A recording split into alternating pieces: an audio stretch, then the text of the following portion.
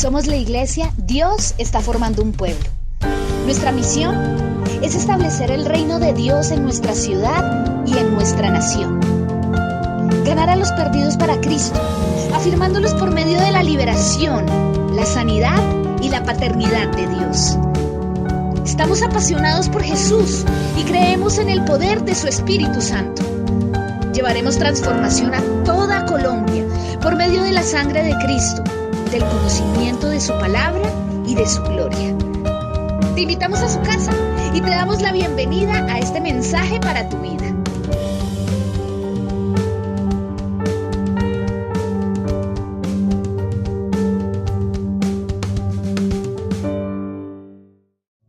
Vamos a la palabra de Dios, Santiago capítulo 1, versículo 2. Saludamos a todas las personas que nos siguen a través de las redes sociales, a través de nuestro canal de YouTube. Gracias por acompañarnos y sintonizarnos. Dios va a bendecir tu vida en esta mañana. He titulado esta palabra, Exprimidos para la expansión. Dile a la persona que está a tu lado, si no entiendes lo que te está pasando, es porque Dios te está exprimiendo. Ahora dile esto, y si Dios te está exprimiendo, es para la expansión.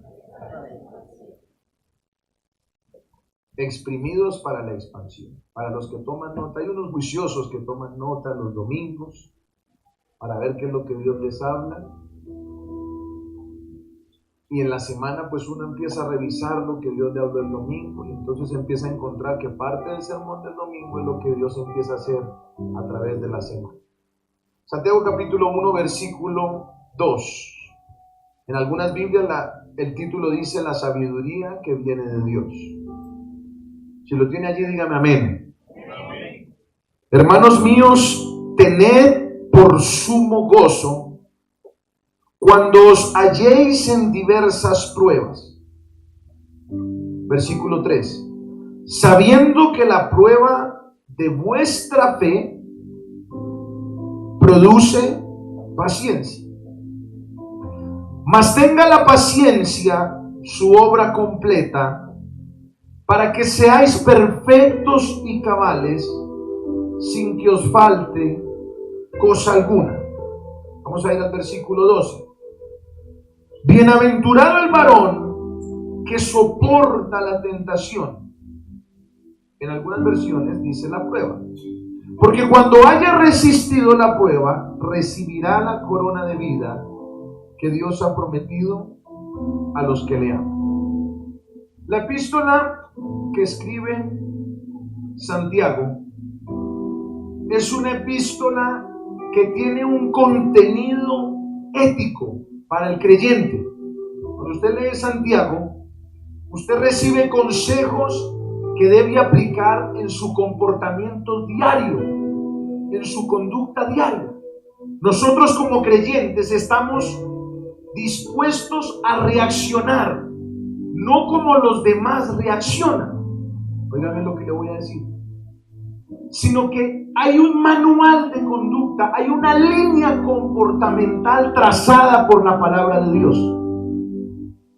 Por eso Santiago se propuso en esta carta a dar línea en cuanto a ese comportamiento ético que en últimas lo que tenía que producir esta carta era demostrar la validez de la fe de un creyente en los diferentes momentos de su vida.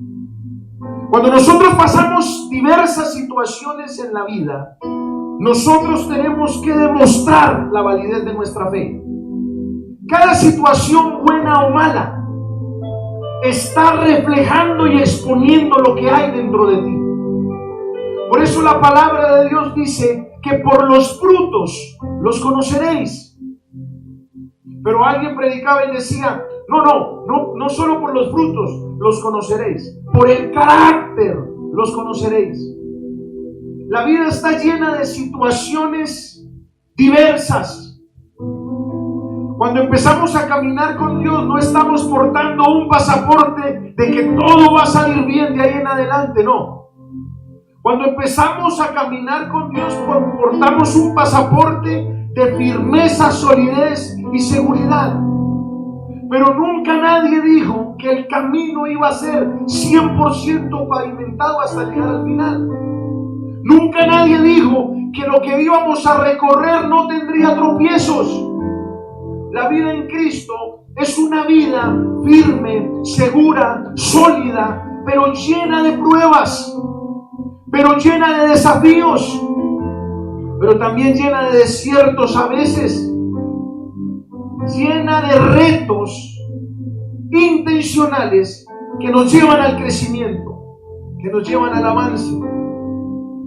Nosotros tenemos que tener una identidad firme, no solo para responderle al pecado, sino que tenemos que tener una identidad firme para reaccionar ante la quiebra, para reaccionar ante la traición, para reaccionar ante el luto, para reaccionar ante un conflicto que pareciera que no se fuera a resolver. Hay situaciones que como creyentes vivimos que a veces nos sacan de casillas. Hay situaciones que parece que no tienen solución. Pero ahí es donde cada situación que Dios permite que tú vivas va a validar tu fe. Se lo voy a repetir. La reacción que tú tienes ante situaciones que te depara la vida validan tu fe, manifiestan tu fe, irradian tu fe. Entonces en el capítulo 1 la carta hace un llamado que uno dice, pero es que este varón está como loco. ¿Cómo se le ocurre decir hermanos míos? Ojo, cuando dice hermanos míos, ¿a quién le está hablando? A la iglesia. Le dice hermanos míos, familia, tened por sumo gozo cuando os halléis en diversas pruebas. Oiga el llamado que hace la carta. Le voy a leer una versión amplificada. Considérense muy dichosos, satisfechos y felices cuando estén siendo probados. Pastor, pero espérense un momento. ¿Cómo me viene usted a mí a pedir que esté feliz ante esta situación tan terrible que estoy viviendo? Claro, como usted no es el que lo está viviendo, pues para usted es muy fácil decir que esté feliz. Pero no, resulta que el asunto no fue loco. El asunto contenía una enseñanza profunda. El asunto contenía una facilidad al creyente para reaccionar como hijo de Dios ante los momentos buenos, ante los momentos malos, pero sobre todo ante los momentos de presión. Si tú no estás preparado para sostenerte en la presión y en la aflicción, tampoco estás preparado para sostenerte en la bendición. Tienes que aprender a sostenerte. Tienes que aprender a resistir. Tienes que aprender a soportar. Porque el nivel, el peso de la bendición que tú vas a sostener es proporcional a la resistencia que tu espíritu contenga. Santo Dios. No puedes esperar, no. Algo superior a lo que tú resistes. Algo superior a lo que tú aguantas. Por eso Moisés tuvo que contener 40 años de persistencia, de lucha, de batalla, de aguante, de tener que pasar por alto injusticias, de tener que soportar un pueblo rebelde, un pueblo confrontativo, un pueblo que señalaba, que argumentaba. No venía el primer obstáculo en la salida y ya le estaban diciendo: ay, Moisés, no habían sepulcros en Egipto para que muramos aquí en el desierto. Pero aún así, Dios sabía que lo que estaba pariendo Moisés con su propia vida no era un día de felicidad, era una herencia que marcaría a la nación de Israel por la eternidad. Lo que quiero decirte en esta mañana es que el nivel de aflicción, de presión, de sufrimiento que tú estás viviendo no es porque vienen días buenos, no. Lo que tú has vivido sufriendo y padeciendo es porque Dios te escogió para dar a luz una generación de conquista, una generación de victoria, una generación que alcanzará aún lo que tú jamás imaginabas, lo que tú jamás esperabas, porque eso es lo que hace Dios cuando nos pasa por la aflicción. Por eso siempre el quebranto anuncia la gloria de Dios. El quebranto anuncia la temporada de victoria. Y ahí es donde nosotros empezamos a entender por qué esta carta nos exhorta a estar dichosos, felices ante las diversas pruebas. ¿Cómo puedo yo entender esto? Mire, David decía en el Salmo capítulo 34, versículo 19, porque hay gente que dice: pastor, desde que empecé a ir a la iglesia se me alborotó todo. No era sino ir a ese encuentro, pastor, y eso. Si la suegra antes me tenía arrinconado, después de ese encuentro ni le digo. No se trata de ver las cosas como tú quieres verlas. Tienes que aprender el ritmo de la vida en Cristo. Si viniste a recibir un mensaje motivacional, aquí no lo vas a encontrar, porque aquí no predicamos emociones, aquí hablamos la verdad. Y la verdad es que cuando uno decide caminar con Dios, decide poner a prueba su fe, decide poner a prueba su creencia, su identidad, su testimonio. Y David allí entendía algo que tenemos todos que entender para saber cómo reaccionar ante las diferentes temporadas. Bien lo dijo el sabio Salomón: todo tiene su tiempo y todo tiene su hora debajo del sol. Nunca los tiempos son eternos. Desde Génesis capítulo 1. No. Siempre la vida está marcada por temporadas. Y como creyentes tenemos que aprender a discernir las temporadas. Siempre pongo el ejemplo en los países donde hay estaciones de tiempo. Hay países donde en enero pues es un frío tremendo porque es el invierno. Pero ya entonces a mitad de año es un calor tremendo porque es verano. Y así sucesivamente hay diferentes estaciones. Entonces yo siempre enseño la necesidad de discernir las temporadas para poder vivir en ellas sin acabar nuestra vida. Cuando ya viene llegando el invierno, pues la gente viene del calor. ¿Qué es lo que rápidamente hace? Cuando viene esa temporada de frío terrible, ¿qué es lo que la gente hace? Rápidamente, entonces, empiezan a arreglar en la calefacción, porque el aire acondicionado pues ha estado botando frío y ya va a nevar.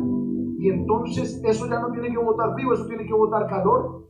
Arreglan las llantas de los carros porque tienen cadenas para que no se enrede o no se pueda ocasionar un accidente. Y entonces empiezan a preparar desde la ropa, desde la casa, desde el vehículo, la oficina, todo porque viene una nueva temporada.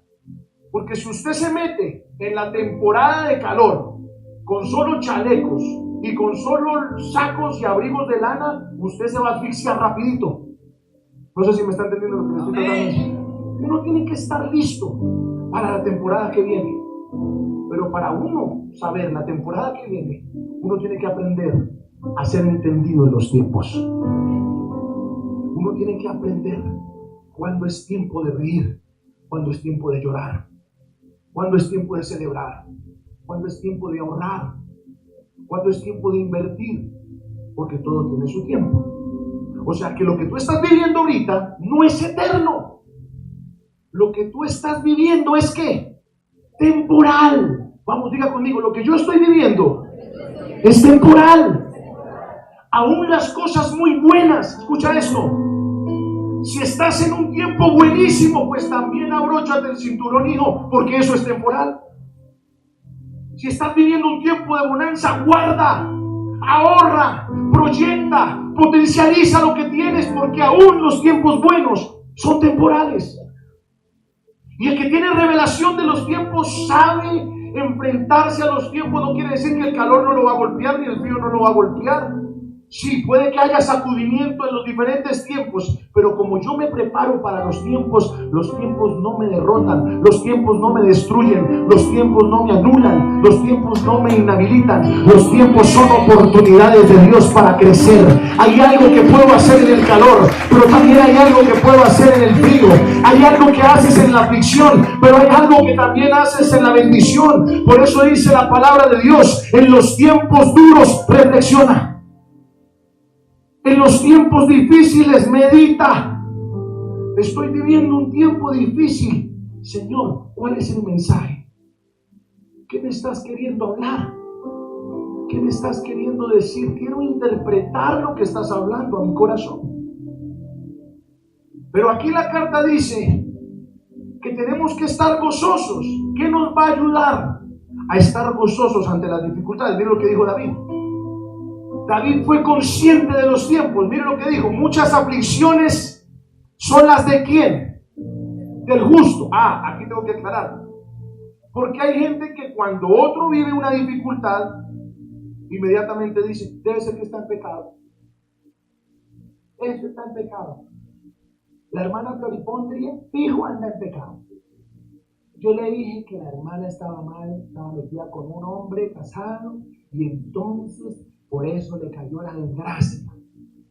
No siempre los momentos difíciles son por pecado. Ahora, si estás caminando en pecado, pues permíteme recordarme, abierta de comillas, que la paga del pecado es muerte. Y tú puedes engañar al que sea, a Dios no.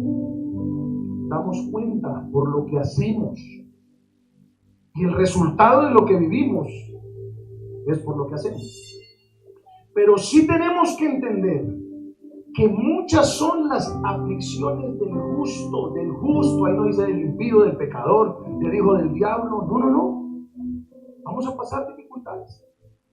Vamos a atravesar circunstancias difíciles que jamás quisiéramos vivir, y yo no sé cuántos están pasando ellas. Yo no sé cuántos están en un momento que dicen: Señor, ¿por qué estoy viviendo esto? Lucha, confrontación, desierto, no sé para dónde ir, no sé por qué estoy viviendo esto. Tranquilo. Mire la bendición que es conocer la Biblia, porque cuando uno conoce este santo libro, a uno la vida no lo coge por sorpresa. Uno ya sabe en cada situación de su vida que lo que vive tiene un mensaje de Dios. Tú tienes que oír lo que Dios te está hablando en lo que estás viviendo. Por favor, iglesia, aprende a oír la voz de Dios en lo que estás viviendo. Aprende a oír la voz de Dios en el sufrimiento, pero también en la bendición. Aprende a oír la voz de Dios en lo que está pasando con tus hijos, en lo que está pasando en tu matrimonio, en lo que está pasando en tu casa. Hay un mensaje de Dios.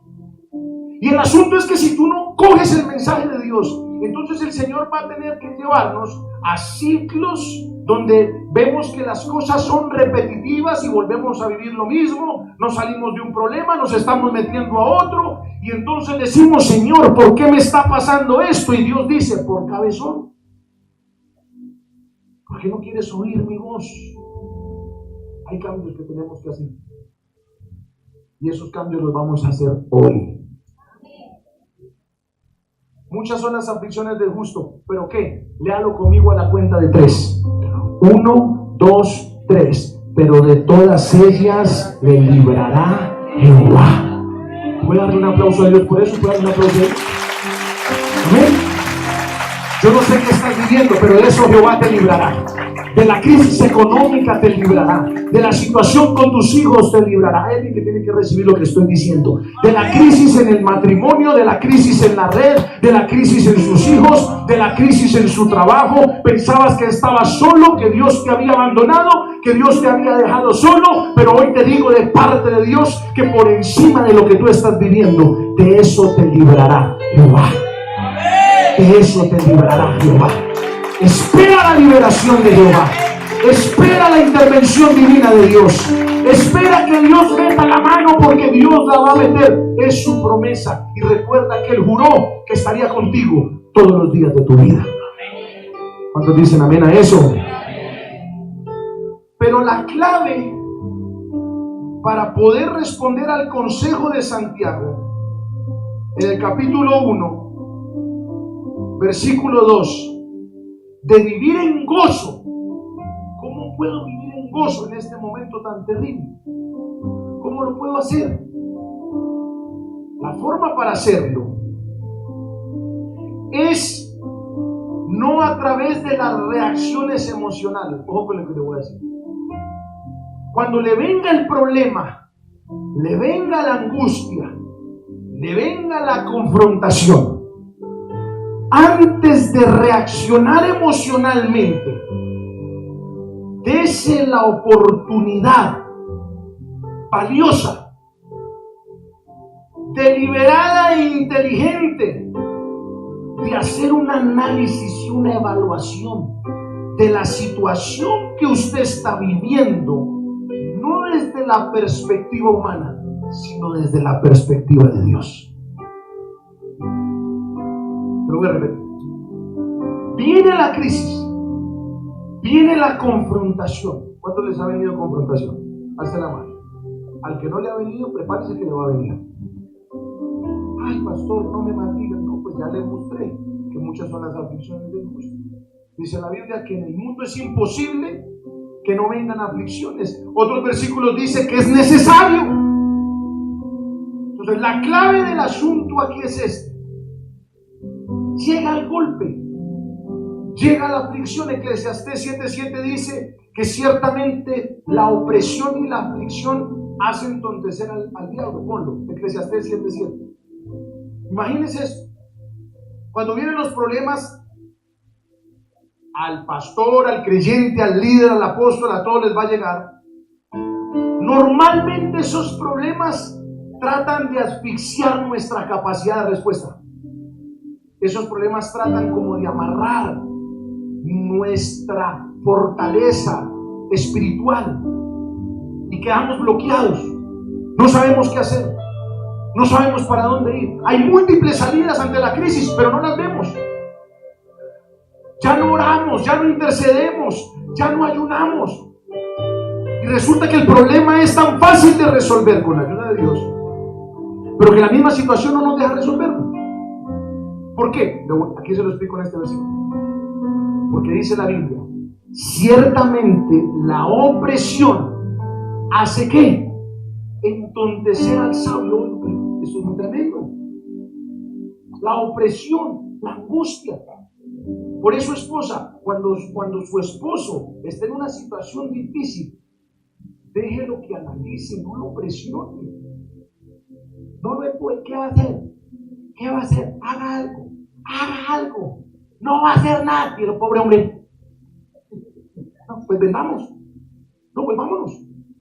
No, pues espere un segundito, porque es que la opresión trae un mensaje espiritual de incapacidad. Entonces ahí es donde vienen pensamientos como este. Mejor me voy de la iglesia. Ahí es donde vienen pensamientos como este, demoníacos. Mejor me divorcio. Sí, aquí la solución es acabar con todo ya. Aquí la solución es renunciar. Aquí la solución es claudicar. Pero date la oportunidad de no caer en ese entontecimiento para que reacciones como Dios quiere que tú reacciones. ¿Cuántos están entendiendo lo que estoy diciendo? Es decir, se lo voy a explicar mejor. Resulta que cuando usted está detrás de este ramo precioso, está el terreno de la aflicción. Usted no estaba allí. Estaba viviendo la vida feliz y alegre en su casa, en su empresa, en su trabajo, lo que sea. Pero cayó en el terreno de la aflicción. Cuando uno cae en el terreno de la aflicción, dice la Biblia que la aflicción y la opresión, ¿qué? Entonces, en este territorio de aflicción, la perspectiva del problema es muy terrible. Entonces empieza uno a decir cosas como esto. Yo sí sabía. Esto sí, mi mamá me lo decía. Degenerado un día, degenerado toda la vida. Mi mamá siempre me lo decía, que esto iba a ser una desgracia. Aquí no hay solución. Años orando, me robaron, me destruyeron, me traicionaron. Desde el terreno de la aflicción no hay salida. Pero si tú te das la oportunidad de salir del terreno de la aflicción y analizar deliberada e inteligentemente lo que estás viviendo, es muy probable que entiendas cuál es el objetivo de Dios con ese momento difícil. Deje que Dios le hable en esta mañana. Hay gente que no ha entendido por qué está viviendo lo que está viviendo.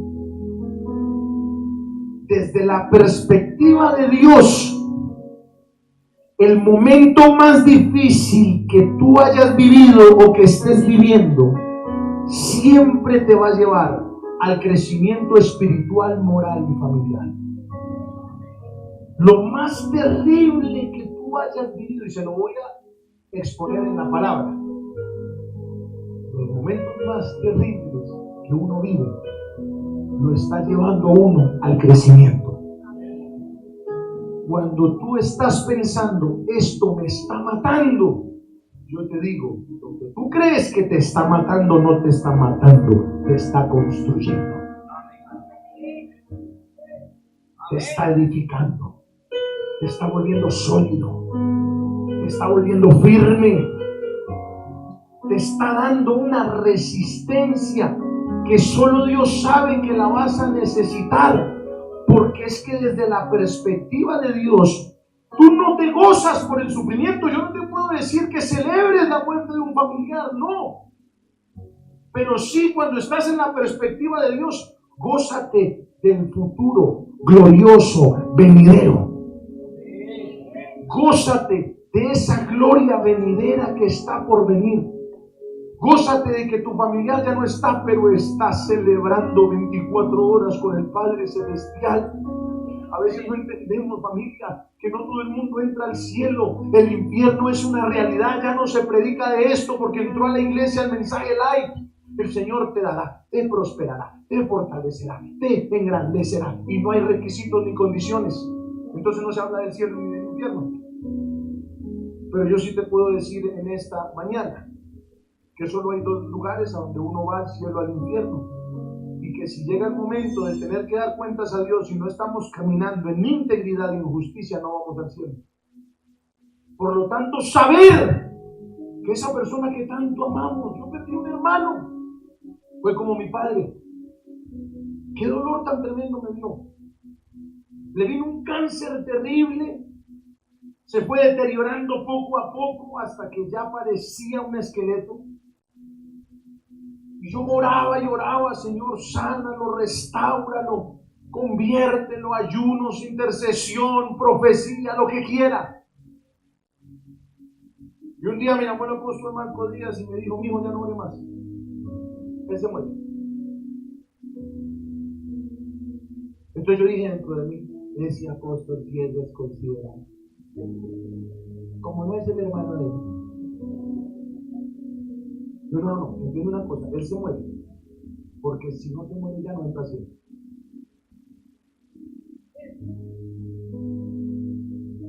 Y eso me costó asimilarlo. Y a mi papá me crió, me formó, me proveyó por años. ¿Por qué, Señor? Y de repente cuando estoy frente al féretro, cierro los ojos en un dolor terrible y en el espíritu vi algo muy similar a lo que vio, a la visión que tuvo Beto con Carlos. Vi que habían ángeles alrededor de mi hermano y mi hermano estaba de blanco danzando. La vista me dio risa porque ese hermano no danzaba ni porque estuviera equivocado. Para sacarle una danza difícil, ¿verdad?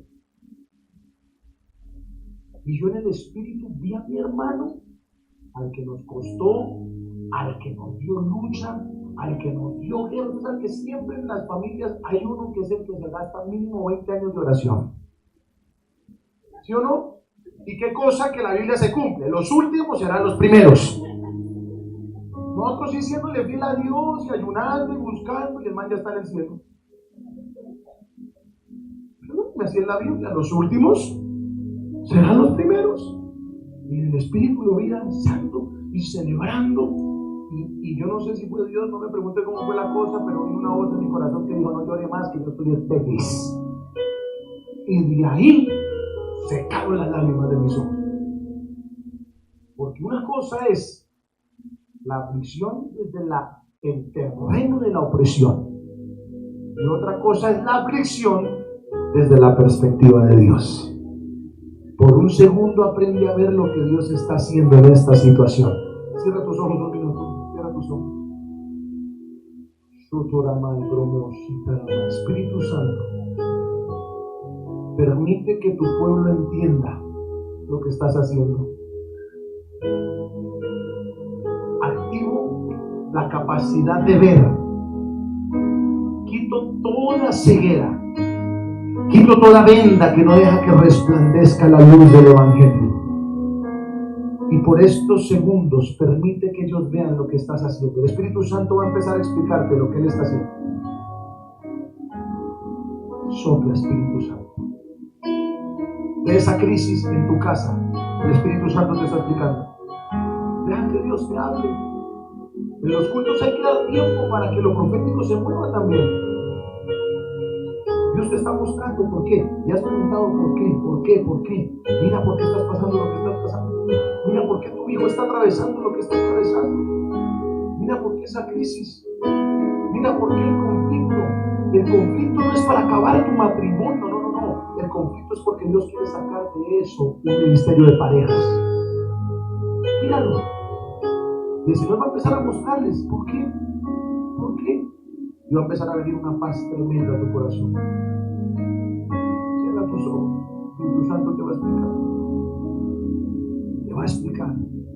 Desde la perspectiva de... Mira el problema desde la perspectiva de Dios. Mira, eso es. Eso es. Eso es lo que tienes que hacer. No desde la aflicción, desde la perspectiva de Dios. Espíritu Santo, sopla en esta iglesia, que tu pueblo entienda el propósito del quebranto. Recuerda siempre que cuando sufres en Cristo, eso siempre te lleva al crecimiento.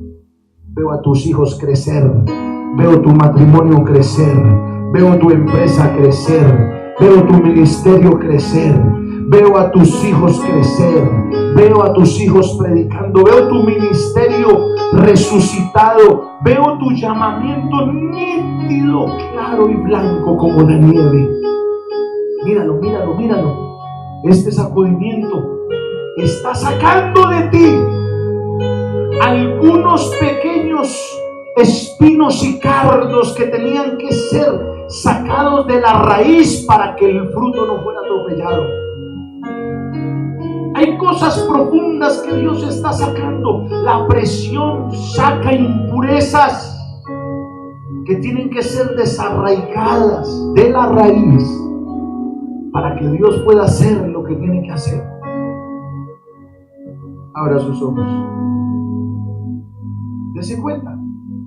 Una cosa es asumir el problema desde el terreno de la aflicción, y otra cosa es asumir el problema desde ¿dónde? Desde la perspectiva de Dios. Desde la perspectiva de Dios te vas a gozar por lo que estás viviendo. Alce su mano derecha y diga conmigo: me voy a gozar de lo que estoy viviendo. Nehemías capítulo 8 versículo 10, mire lo que dice en la parte B: no os entristezcáis. No, la parte B. Porque día santo es a nuestro Señor. No os entristezcáis, porque el gozo de Jehová es vuestra fuerza. Ahora, déjeme decirle algo. Cuando leíamos en Santiago, que tenemos que estar en gozo en las diversas pruebas. Usted tiene que saber que el gozo viene de algo externo. El gozo se lo da Dios. Por lo tanto, la cantidad de gozo que yo porto es proporcional a mi cercanía con Él. ¿Cuántos entendieron eso? Los que estén dormidos, díganme amén. Padre, despierta, sacúdenos, Padre. Póngame atención. Oiga bien. Necesitamos gozo. El gozo es la gasolina que te ayuda a andar en medio de la dificultad. ¿Listo? Gozo. Gozo. Hermanos míos, tened por sumo gozo cuando os halléis en diversas pruebas. ¿Qué es el gozo? Número uno, es algo que tú no tienes. Tú no lo tienes, lo tiene Dios. Pero lo puedes tener a medida que camines con Él. Amén.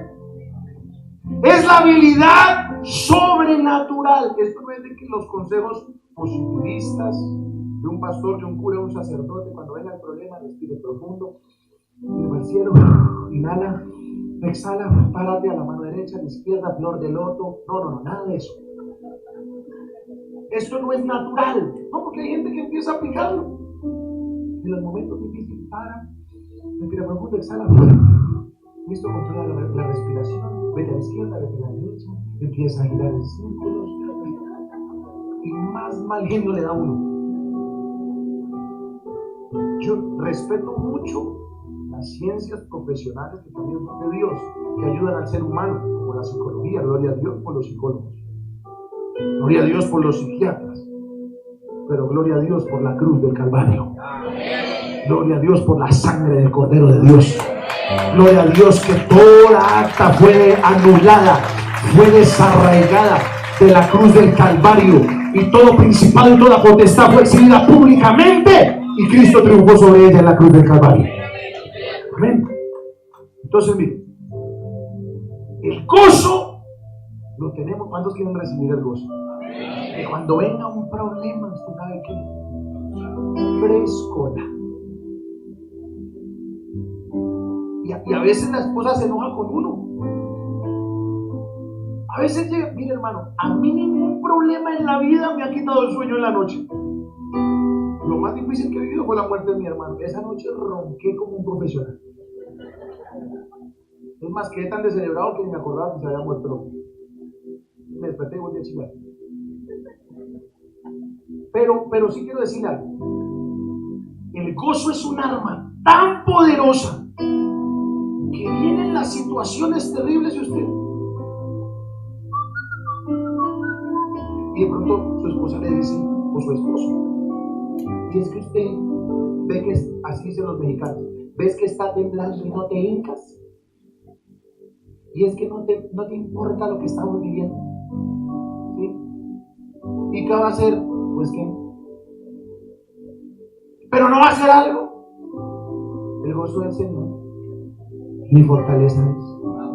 Pero no se da cuenta que que perdemos la casa por una milésima, un centímetro. Vamos a perder la casa, la familia, la casa, el perro. Alzaré mis ojos a los montes, ¿de dónde vendrá mi socorro? Mi socorro viene de Jehová, que hizo los cielos y la tierra. No dará mi pie al resbaladero, ni se dormirá el que me guarda. Jehová es mi luz y mi salvación, ¿de quién temeré? Jehová es la fortaleza de mi vida, ¿de quién he de atemorizarme? Cuando se juntaron contra mí mis angustiadores y los malignos, ellos tropezaron y cayeron. Aunque un ejército acampe contra mí, no temerá mi corazón. Aunque contra mí se levante guerra, yo estaré confiado. Una cosa ha demandado Jehová, y esta yo buscaré, que esté yo todos los días en los atrios de Jehová, para contemplar la hermosura de su rostro, gozarme en la morada de su templo. Entonces no hay problema que no penetre. No hay problema. Sí nos llega. Yo no puedo decirle que no nos llega. Por eso el Salmo 91 dice: caerán a tu lado 1000, 10,000, 3,000, pero a ti no llegarán, pero cayeron. O sea que golpea. Familia, yo te digo, golpea. Pero dejemos que hoy el Señor traiga un gozo y traiga una fortaleza y traiga una vida sobrenatural, que ninguna circunstancia te va a destruir, ninguna circunstancia te va a acabar, porque tienes la habilidad de permanecer animado y contento aún en medio de las circunstancias más diversas. Dile al que está a tu lado: el gozo de Dios me tiene contento. Dale un aplauso al Señor. Dale un aplauso al Señor.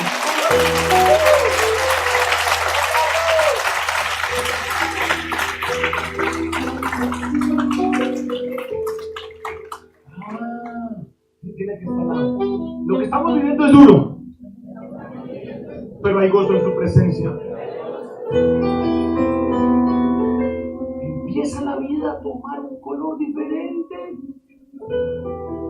¿Y sabe algo que me dijo el Espíritu Santo? Me dijo esto: voy a desatar un gozo tan profundo sobre mi pueblo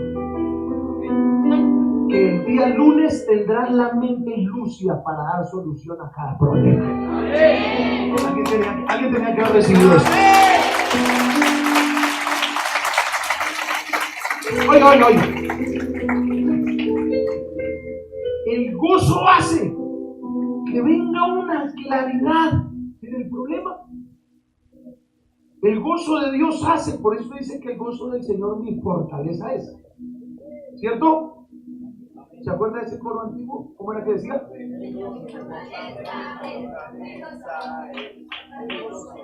Bueno, pero en esa época cantaba más bonito, ¿sí? Pero más o menos como decía, a ver si de pronto. ¿Cuál es tu fortaleza en la aflicción? El gozo del Señor. Hace su mano derecha y diga conmigo: el gozo del Señor mi fortaleza es. Una vez más: el gozo del Señor mi fortaleza es. Otra vez diga: el gozo del Señor mi fortaleza es. Pero eso tú no lo tienes. Tú no tienes eso. Eso viene de afuera. Escucha esto. Mira este video que te voy a mostrar. Resulta que cuando un piloto vuela por primera vez su avión sin asistencia, a eso le llaman soleo. O sea, el piloto estudia mucho tiempo, pero es lo grande porque yo con todo el gozo que tengo no veo eso. Sí, yo sé que estoy hablando de ver con la perspectiva de Dios, pero tampoco, hermanito. Ahí ya lo vamos a ver. Entonces lo que le voy a mostrar: cuando el piloto vuela solo por primera vez, la celebración es súper curiosa. La celebración de soleo uno pensaría pues que es una reunión bonita, ¿cierto? Donde pues se le da un ponqué, como un grado, ¿sí o no? Un grado, un ponqué, y se celebra, y se le felicita, y se le da un regalo. No, mire, cuando el piloto se gradúa, cuando el piloto solea, le dan palo. Cuando el piloto solea, le pegan todos los pilotos maestros, le echan gasolina, le echan la basa, lo calmean, lo agreden. Pero lo más tremendo de esto es que el piloto es feliz. El piloto es feliz. El piloto nunca está llorando. Mire, feliz el hombre. Lo van a cambiar, lo están golpeando, lo están afligiendo, lo están apaleando, y mire cómo está, dígame cómo es el rostro. Feliz. Oiga, pero ¿no le parece ilógico esto? ¿Por qué si le están pegando? ¿Por qué si lo están afligiendo? ¿Por qué si le están dando tanto palo a este muchacho? ¿Por qué está feliz? Alguien dígame por qué está feliz. ¿Por qué está feliz? Porque voló. Dígame por qué está feliz. Mire cómo le siguen pegando, miren. Y es feliz. Palo, risa, golpe risa, calviada risa. Apenas se soba sus nalguitas el varón. Ok, ¿por qué? Díganme por qué él se pone feliz. Alguien dígame por qué se pone feliz. ¿Cómo es su nombre? Miren lo que dice mal, pero dígalo. A ver, venga, yo voy a hacer.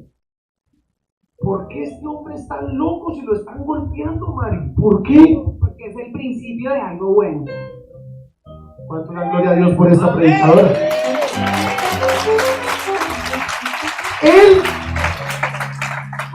Él no está feliz por la paliza porque le está doliendo, está formando.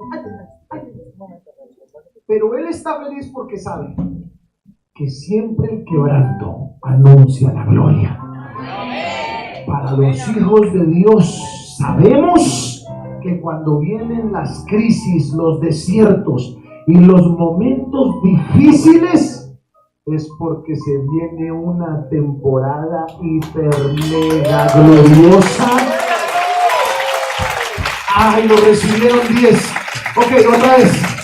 Cuando vengo pasando momentos difíciles y estoy cargado del gozo del Señor, puedo estar feliz porque viene una temporada mega hiper gloriosa para mí. Fuerte ese aplauso al Señor. ¿Cuántos quieren el gozo de Dios? Díganle, Salado, vas a recibir el gozo de Dios. Termino con esto. ¿Para qué necesitamos desarrollar el fruto del gozo? ¿Para qué? ¿Para qué? Número 1, lo he dicho todo el tiempo, para sostenernos en medio de las pruebas. ¿Para qué? Es que mire, familia, el gozo de Dios es tan sobrenatural que nos volvemos conchudos en la aflicción. Porque hay una fe tan profunda. No sé si me están entendiendo. Hay una, pero yo quiero que me digan amén los que quieren gozo. Usted tiene que empezar por sacar de su boca, por confesar, por declarar. No es para que le dé ánimo al predicador, no. Es que la fe viene por el oír de la palabra de Dios. Y cuando usted oye y confiesa, eso produce más fe. Dígame amén. Espíritu de ratón que le tiene la lengua trabada, suéltase. Diga conmigo, el gozo del Señor, mi fortaleza es. Número 1, para sostenernos en medio de la prueba. Número 2. Mire para qué es el gozo. Para enfrentar la cruz. ¿Para qué es el gozo? ¿Qué quiere decir para enfrentar la cruz? Es lo que dice rápidamente Hebreos capítulo 12, versículo 2. Puestos los ojos en Jesús, el autor y consumador de la fe, el cual por el gozo puesto delante de él sufrió la cruz, menospreciando el oprobio, y se sentó a la diestra del trono de Dios. Oiga, mire lo que dice. Puestos los ojos en Jesús, el autor y consumador de la fe, el cual, ¿por qué? ¿Por el qué? Sufrió la cruz. Oiga, mire lo que hace el gozo.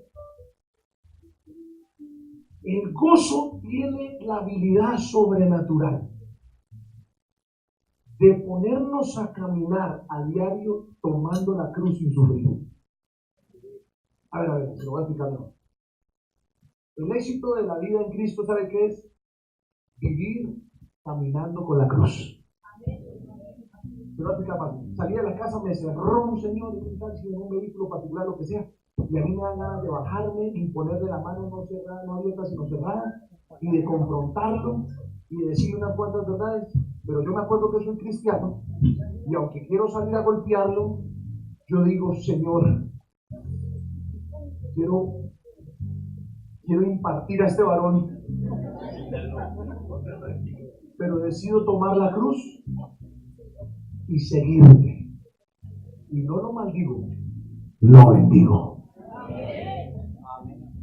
Pero eso no le dio una hernia, ni lo desmayó, ni lo destruyó. No. ¿Sabes por qué pude tomar la cruz? Porque el gozo del Señor me fortalece. ¿Cuánto lo están entendiendo? De repente se levanta uno un poquito afanado en la casa y entonces empieza la esposa que traiga el agua. No, tráigala usted. No, que tráigala usted. Pero si usted está más cerca. Pero no importa. Pero usted es el sacerdote. Pero tráigala usted. Pero estamos tarde. Pero no le sirvió la prédica. Ya está pendiente. Y de pronto empieza a subir los decibeles de sonido de la casa. Y de pronto uno de los dos cónyuges dice, no. Yo lo traigo, mi amor. Tú eres la mayor bendición de mi casa. Te amo y hice un pacto con Dios de amarte toda la vida. Toma tu vasito de agua. Así llegué tarde a la oficina y me bajen el salario. Eres una reina de este hogar. ¿Qué hizo el esposo ahí? Tomó la cruz. Tremenda cruz. ¿Pero por qué uno toma la cruz? Porque tengo el gozo del Señor. Cuando Jesús iba subiendo la cuesta del Calvario, con todo el peso de la iniquidad, de la maldición, de la ofensa, de la muerte, Él podía avanzar y avanzar. ¿Sabe por qué podía avanzar? Porque tenía el gozo del Señor. ¿Cuántos están entendiendo la palabra del Señor? Te están haciendo una injusticia. Hagan lo que quieran. Yo me rindo y yo renuncio. Porque tengo el gozo del Señor. ¿Están entendiendo lo que le está hablando el Señor o no?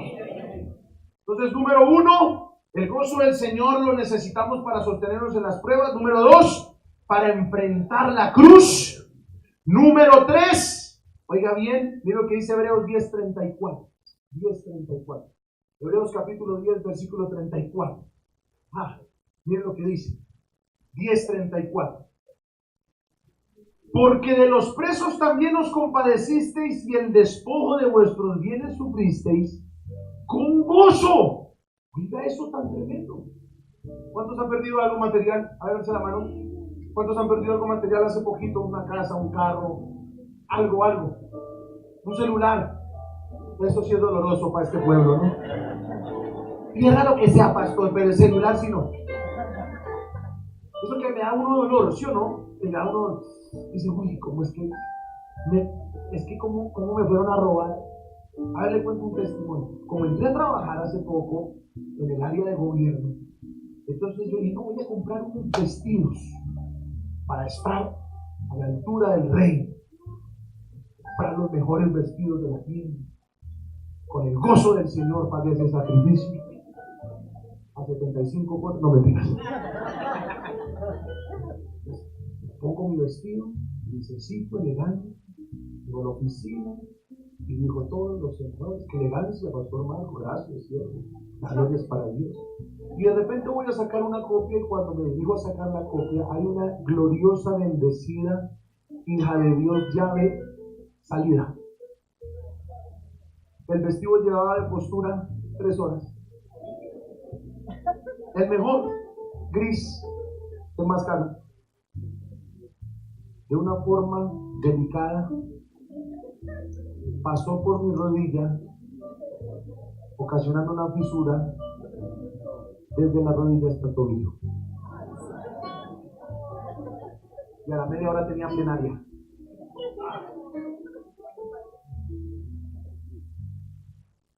Entonces ahí que hubiera podido decir, no le han ni pagado, Señor. ¿Cómo es posible, hola? Nuevecito, cosas que nada no. Y lo que dice la Biblia, porque de los presos también os compadecisteis y el despojo de vuestros bienes sufristeis con gozo, sabiendo que tenéis en vosotros una mejor y perdurable herencia en los cielos. No importa lo que te hayan robado, no importa lo que te hayan quitado, hoy declaro en el nombre de Cristo Jesús que 7 veces alguien tiene que recibir esto. 7 veces Satanás tendrá que devolverte tu casa. casa, tu carro, tu vestido, tu familia. Declaro en el nombre de Jesús, solo con esto te voy a soltar, que antes de que termine el año vendrá la restitución para tu familia. Recíbalo el que quiera, recíbalo el que quiera, recíbalo el que quiera, recíbalo el que quiera. ¿Cuántos la reciben? ¿Cuántos la reciben? Restitución. Año de la restitución. ¿Usted lo puede creer o no lo puede creer? Dile a la persona que está a tu lado, cree en la restitución. Yo les voy a devolver 7 veces. Estoy a punto de salirme por otro tema, pero no puedo. 7 veces. Díganle que está al lado 7 veces. Entonces, eso hace el gozo. Mire, eso hace el gozo. Se me perdió algo. Mira, porque cuando uno enseña algo es para aplicarlo. Amén. Y si te pierde algo esta semana, te hago el examen en 8 días. Se perdió. ¿Qué más vamos a hacer? Hay gozo en su presencia. Y como hay gozo en su presencia, aquí el ladrón en la Biblia no es ni Pancracio, ni Filipondio, ni Eusenias. El ladrón en la Biblia es el diablo. Por lo tanto, Satanás, como tú viniste a robar, matar y destruir, me haces el favor y me devuelves 7 veces lo que me robaste. Aquí hay alguien que perdió algo. Yo le estoy declarando en el nombre de Jesús que 7 veces se lo va a devolver el Señor. Aquí a la derecha no cree, no cree. Aquí. Estoy declarándoles en el nombre de Jesús que lo que el enemigo te robó iniciando el año, el Espíritu me dice que iniciando el año quiso robar algo el enemigo. Voy a soltarte esta palabra para que la tomes para tu vida. 7 veces te lo va a devolver el Señor. Denle fuertes aplausos al Señor. Multiplica por 7. Entonces, número 3, el gozo de Dios nos fortalece cuando perdemos algo. Dile que está a tu lado, tranquilo. Y el apóstol Alfonso, take it easy. Tómala suave, dile que está al lado, tómala suave. El gozo del Señor es tu fortaleza. Número 4. Ojo con esto que le voy a decir. Proverbios 17:22. Dice la palabra de Dios: el corazón alegre constituye buen remedio, pero un espíritu quebrantado seca los huesos.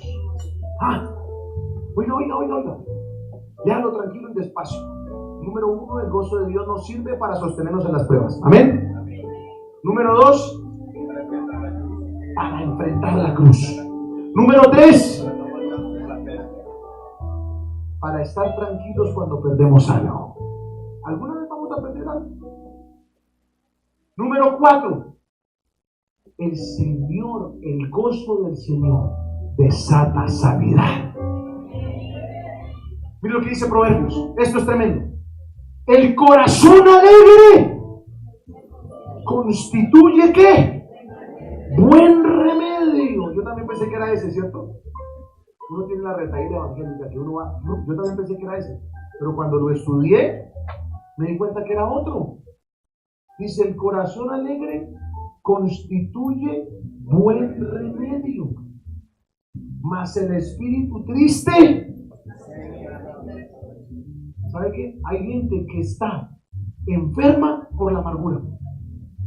Dios mío, hay alguien que Dios le está hablando. Hay gente que está enferma por la amargura. Permita que el gozo de Dios le traiga sanidad a sus huesos.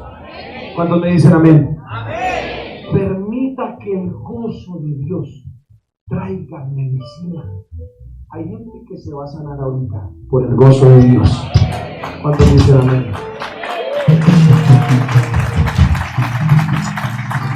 Hay gente que vino triste.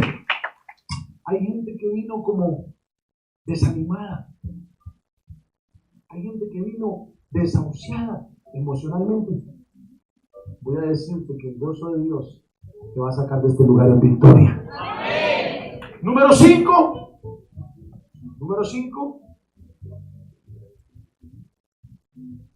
El gozo del Señor hermosea el rostro.